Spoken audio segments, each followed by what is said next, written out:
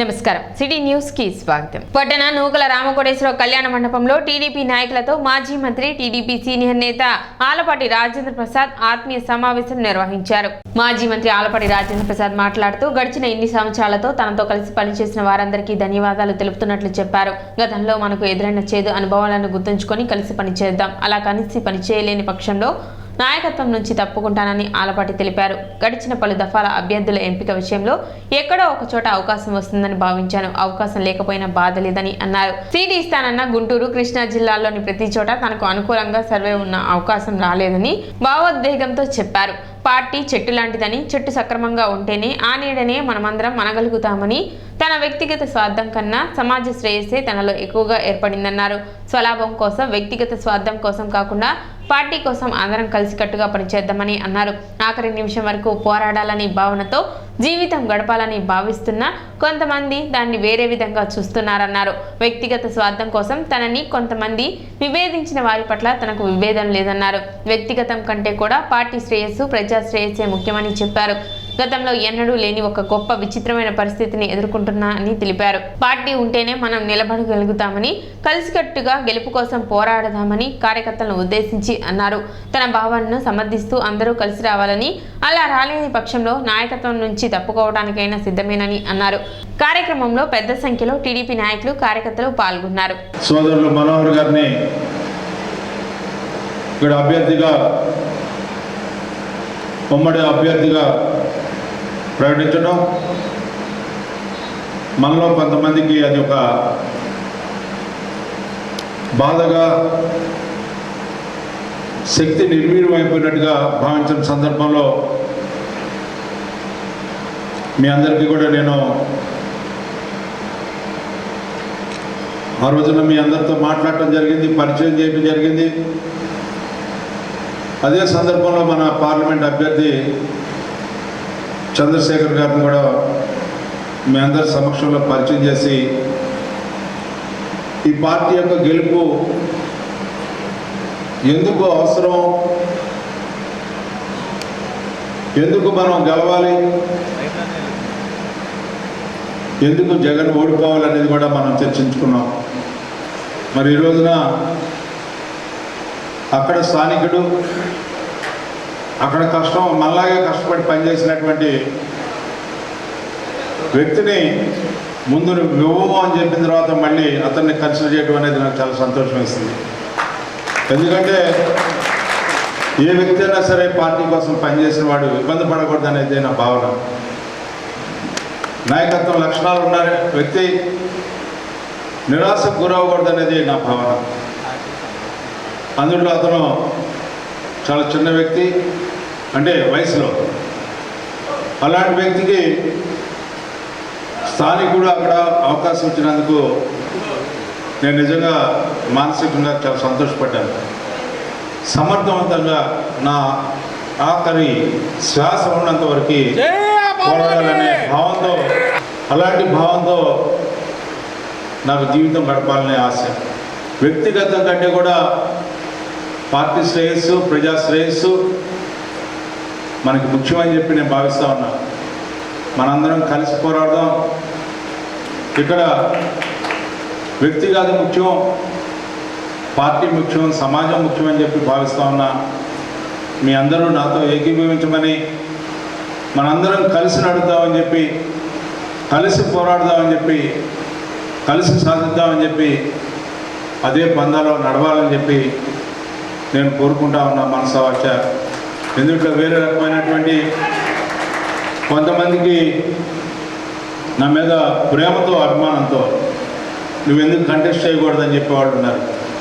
ఇండిపెండెంట్గా ఎందుకు కంటెస్ట్ చేయకూడదు అనేవాళ్ళు ఉన్నారు. లేదా కొంతమంది ఎందుకు మనని గౌరవించలేదు, ఈ పార్టీలో ఉండాలా లేదా అనే భావన కూడా కొంతమందికి ఉంది. నేను అందరికీ విజ్ఞప్తి చేసి చెప్పేది ఏంటంటే, ఒక కార్యకర్తగా వచ్చినటువంటి వ్యక్తికి ఈనాడు ఎంత గర్వంగా నేను సంతోషపడతా ఉంటానంటే, మనసులో నేను ఇక్కడ పనిచేశా, వేమూరులో పనిచేశా. ఈ 2 నియోజకవర్గాల్లో నన్ను కోరుకోవడంలో తప్పలేదు.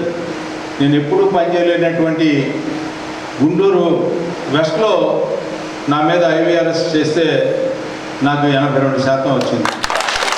అదేవిధంగా ఈ రోజున ఎవరు ఒప్పుకున్నా ఒప్పుకోకపోయినా మన జిల్లా కాకపోయినా మన పక్క ప్రాంతమైనటువంటి పెనమలూరు ప్రాంతంలో కూడా ఐవీఆర్ఎస్ నడితే కొంతమంది కార్యకర్తలు, స్థానిక కార్యకర్తలు ఎవరైతే అక్కడ వ్యక్తి ఉన్నాడో ఆ వ్యక్తికి సపోర్ట్ చేసినటువంటి వ్యక్తులు వాళ్ళు తప్పితే మిగతా వాళ్ళందరూ కూడా ఎక్కడ వ్యక్తి అయితే ఏంటి ఈ పార్టీ కోసం పోరాడిన వ్యక్తి, పోరాటం చేయగలిగినటువంటి సమర్థుడు, మన ఆదుకోగలిగినటువంటి శక్తివంతుడు అని చెప్పి మాట్లాడుతున్న మాటలు నిజంగా నా జీవితానికి ఇంకా ఇంతకంటే పదవి అవసరం లేదనే భావన నాకు కనపడతా ఉంది.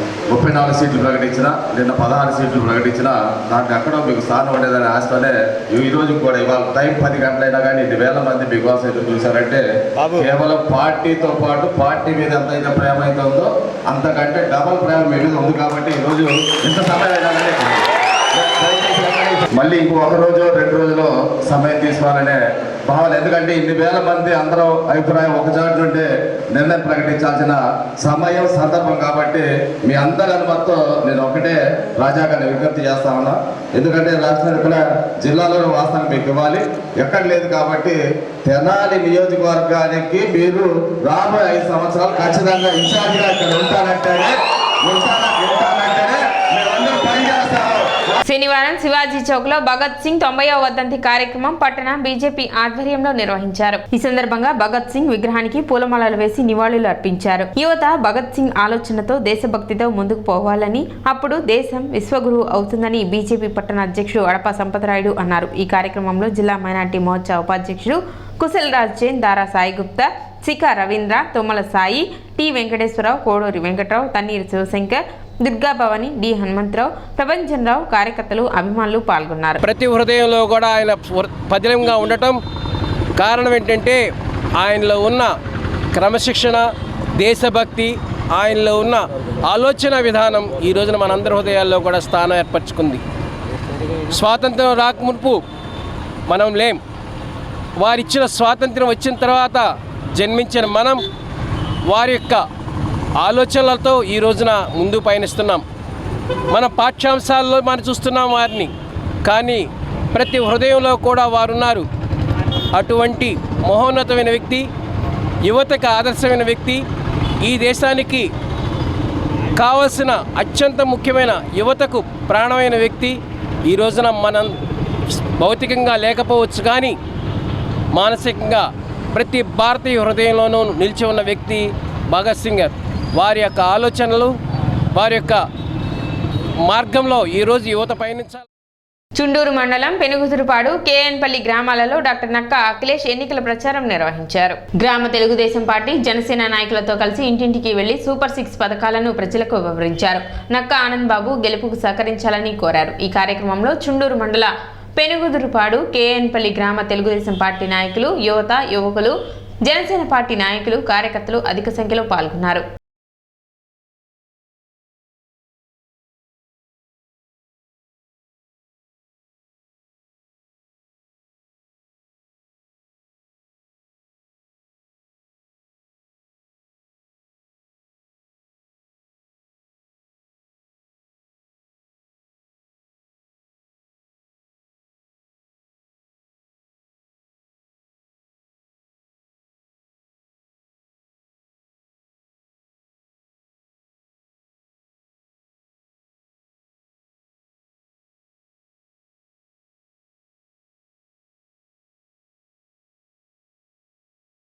మైనర్లు డ్రైవింగ్ చేస్తూ పట్టుబడితే వారిపై చర్యలు తీసుకోవడం జరుగుతుందని రవాణా శాఖ అధికారి రాఘవరావు హెచ్చరించారు. ముఖ్యంగా తల్లిదండ్రులు 18 సంవత్సరాలు నిండని పిల్లలకు ఎటువంటి వాహనాలు ఇవ్వరాదని సూచించారు. డ్రైవింగ్ చేస్తూ పట్టుబడినట్లయితే పిల్లల తల్లిదండ్రులను కూడా బాధ్యులవుతారని తెలిపారు. 18 సంవత్సరాలు నుండి డ్రైవింగ్ లైసెన్స్ ఉన్నవారికి మాత్రమే వాహనాలను ఇవ్వాలని రాఘవరావు సూచించారు. పేరెంట్స్ ఎవరు కూడా మీ 18 ఏళ్ళ పిల్లలకి వాహనాలు 2 వీలర్స్ ముఖ్యంగా ఇవ్వకూడదని విజ్ఞప్తి చేస్తున్నాము.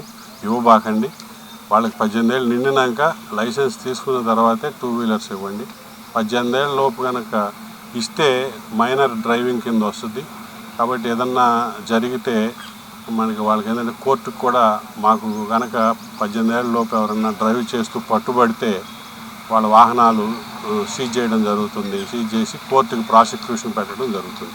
కాబట్టి ముఖ్యంగా తెలియజేసేది ఏంటంటే మాకు చాలా కంప్లైంట్స్ వస్తున్నాయి. కాబట్టి ముఖ్యంగా మైనర్స్ ఎవరు కూడా పేరెంట్స్కి మరీ విజ్ఞప్తి చేస్తున్నాము. 18 ఏళ్ళలోపు మీ పిల్లలకి లైసెన్సు లేకుండా బళ్ళు ఇవ్వవద్దు. ఒకవేళ బళ్ళు ఇవ్వాలంటే 18 ఏళ్ళు నిండిన తర్వాత ఆర్టీఏ ఆఫీస్లో లైసెన్స్కి అప్లై చేసుకొని లైసెన్స్ వచ్చిన తర్వాత బళ్ళు ఇవ్వండి. అలాగే బండికి సంబంధించిన అన్ని డాక్యుమెంట్స్ తీసుకొని బళ్ళు ఇవ్వండి. అన్ని డాక్యుమెంట్స్ అంటే ఏంటంటే బండికి రిజిస్ట్రేషన్ సర్టిఫికేట్ ఉండాలి, డ్రైవింగ్ లైసెన్సు, ఇన్సూరెన్సు, పొల్యూషను. ఈ 4 కాకుండా హెల్మెట్ విధిగా ధరించేట్టు పేరెంట్స్ చూసుకోవాలి. అలాగే 4 వీలర్ కూడా 18 ఏళ్ళు నిండితే 4 వీలర్ కూడా డ్రైవింగ్ లైసెన్స్ తీసుకోవచ్చు.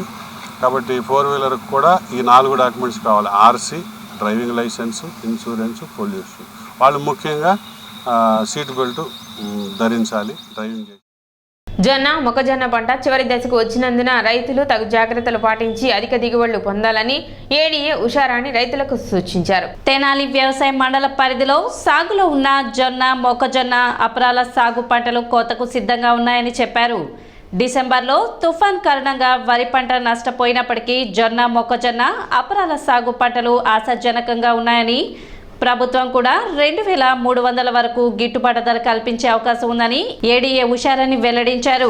రైతులు తొందరపడి పంటలను అమ్ముకోవద్దని, వాటిని నిల్వ చేసుకుని మంచి ధర వచ్చినప్పుడు అమ్ముకోవాలని సూచించారు.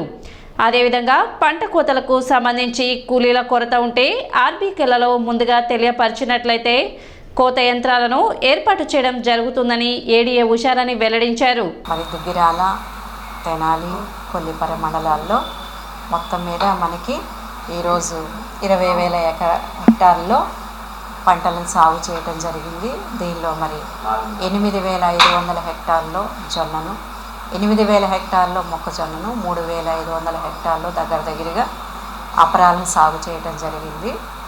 అయితే ప్రధానంగా డిసెంబర్లో పడినటువంటి మరి అధిక వర్షాల వలన ఈ సంవత్సరం జొన్న మొక్కజొన్నలో పింక్ స్టెమ్ బోర్డర్ అనే పురుగు ఉధృతి కొంచెం ఎక్కువగా కనిపించినప్పటికీ మరి మనము విజయవంతంగా ఆ పురుగు యొక్క ఉధృతిని కంట్రోల్ చేయడం జరిగింది.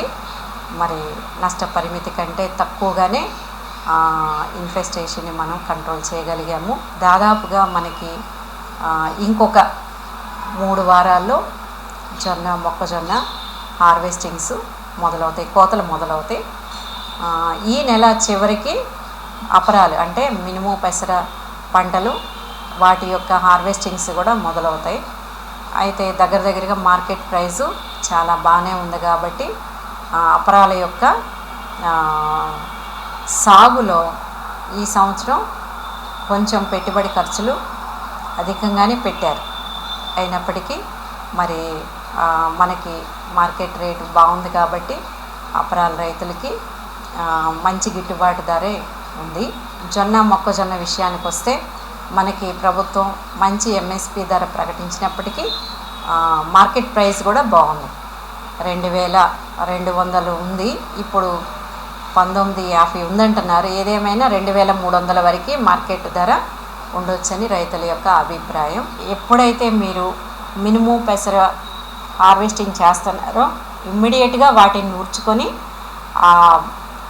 బస్తాల్ని సేఫ్టీ ప్లేసెస్లో స్టోర్ చేసుకొని హడావుడిగా అమ్మకుండా తక్కువ రేటుకి మరి అన్ని పరిస్థితులు బాగున్నప్పుడు మంచి ధరకి అమ్ముకోవాలని విజ్ఞప్తి చేస్తున్నాను. సిటీ న్యూస్ ఇంతటితో సమాప్తం. నమస్కారం.